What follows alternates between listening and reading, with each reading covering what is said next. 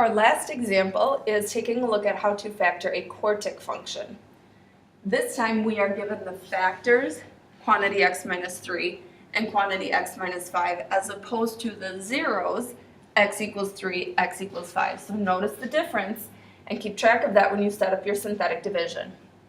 So part A, we're asked to verify the given factors of f, meaning the f function. That's what it was named. So we're going to use our synthetic division to do that, setting up those coefficients.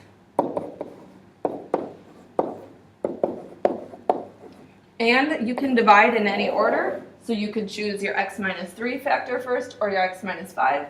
I'm just going to go in order and use 3. Notice I pulled it out of the asylum and used positive 3 instead of negative 3. Drop down the 1, multiply, add, multiply, add, multiply, add, and multiply. Again, you should get that remainder of 0. We are verifying that these are factors. If you don't get a remainder of 0, go back and check your work.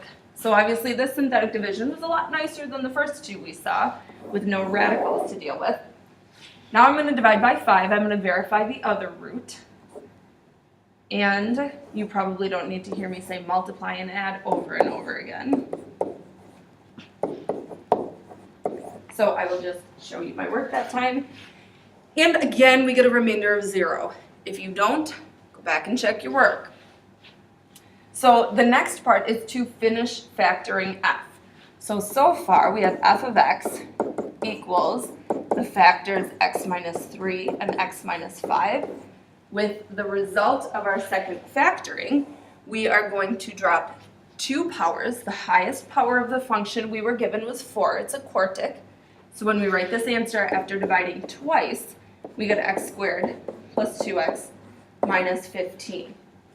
So for quadratic functions, we have lots of options to get those factored. I'm going to set up the t-chart on this one.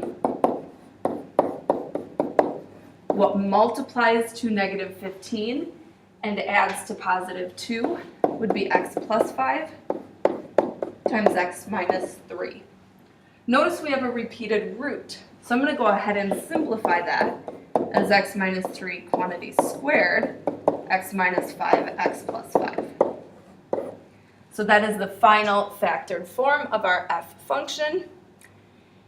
And part C is write it in factored form, which I did on part B. I did more than just finish factoring, so we got that done. And give all real zeros. So now we can set each piece equal to 0. We get x equals 3, 5, and negative 5.